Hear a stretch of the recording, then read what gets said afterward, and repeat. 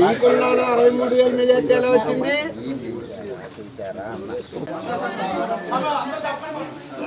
తప్పుకోవాలండి.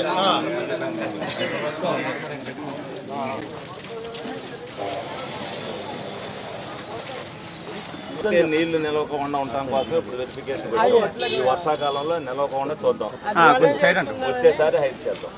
సరేనా? మీకు ఇబ్బంది లేకుండా చేస్తారు. పెట్టారు ఆల్రెడీ. తుఫాన్ అన్న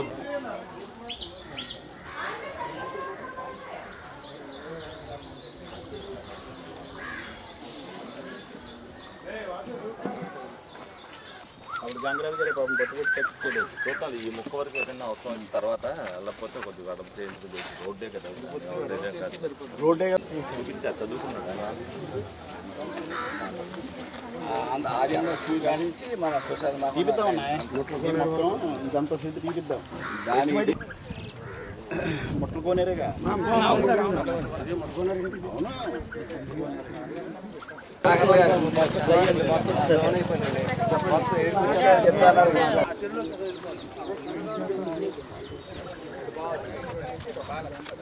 టర్నింగ్ తిప్పుతారా ఆ నీళ్ళు అక్కడికి వెళ్ళి ఇటు సగం అటు సగం వెళ్తాయి.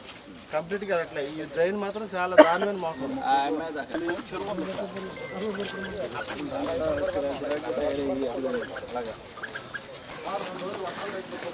22వ తారీఖు వరకు తుఫాన్ ఉందండి.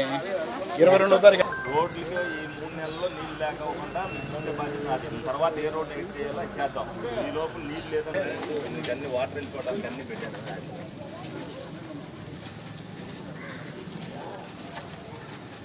వచ్చాను.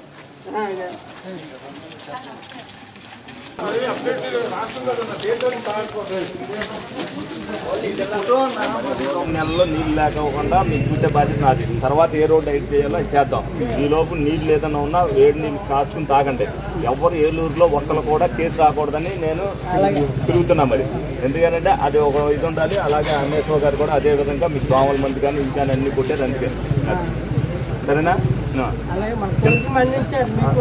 అలాగే చిన్న చిన్న ఇబ్బందులు ఉంటాయి, సరి చేసుకోవాలి. శుభాకాంక్షలు. మరి ఏలూరు నియోజకవర్గంలో స్పెషల్ డ్రైవ్లో భాగంగా మరి 49వ డివిజన్ 48, 49 శుద్ధబడి రోడ్డు. మరి ఇదంతా కూడా అస్తవ్యస్తంగా ఉంది. నీళ్లు ఇక్కడ నిలబడిపోతున్నాయని చెప్పడం జరిగింది. ప్రజలందరూ కూడా వాళ్ళు ఏదైతే ఫోన్ చేయడం కానీ కొంతమంది వచ్చి చెప్పడం పిదప ఇక్కడికి వచ్చి ఇవాళ ప్రత్యక్షంగా చూడటం జరిగింది. ఆల్రెడీ దీని అన్నింటినీ కూడా మొన్న ఏదైతే ఊరంతా కూడా శానిటైజేషన్ డ్రైవ్ చేసిన దీంట్లో ఈ డ్రైన్లు కూడా పూడికలు తీసే దాంట్లో పెడతాం జరిగింది. అయినప్పటికీ కూడా దీంట్లో రోడ్డు అలాగే ఒక డ్రైన్ వెడల్పు చేయాలని వీళ్ళందరూ కూడా కోరారు. దానికి కూడా ఎస్టిమేషన్ వేయించమని చెప్పి మేయర్ గారికి చెప్పడం జరిగింది. తప్పనిసరిగా ఏదైతే ఉన్నాయో గత 3 సంవత్సరాల్లో ఈ రోడ్లు కానీ డ్రైన్లు కానీ అశ్రద్ధకు గురవటం వల్ల ఇవన్నీ కూడా ఇప్పుడు రావటమే ఇమీడియట్గా వర్షాకాలం రావటం వల్ల వాళ్ళంతా కూడా ఇబ్బంది పడుతున్నారు. ఏదైనప్పటికీ కూడా ప్రజలకు ఏ విధమైన ఇబ్బంది రాకూడదు, ప్రజలకు ఏ విధమైన వైరల్ ఫీవర్లు కానీ అలాగే ఏదైనా కలరా మలేరియా ఇటువంటి రాకుండా ఉండటం కోసం ముందుగా వర్షాకాలం రాంతోటే మేము అధికారంలోకి రాంతోటే వర్షాకాలం వచ్చింది కాబట్టి ప్రజలందరికీ కూడా ఇబ్బంది జరగని పరిస్థితుల్లో శానిటైజేషన్ మీద ప్రత్యేక దృష్టి పెట్టాం. అందులో భాగంగానే మరి కార్పొరేషన్ మేయర్ గారు కానీ హెల్త్ ఆఫీసర్ గారు కానీ అందరూ కూడా ఏదైతే ముందు చర్యలు తీసుకోవాలి అంటే ఎన్ని 3 నెలల ముందు తీసుకోవాల్సిన ఎలక్షన్ రావటం వల్ల వాళ్ళ అశ్రద్ధ వల్ల తీసుకోకపోవడం జరిగింది.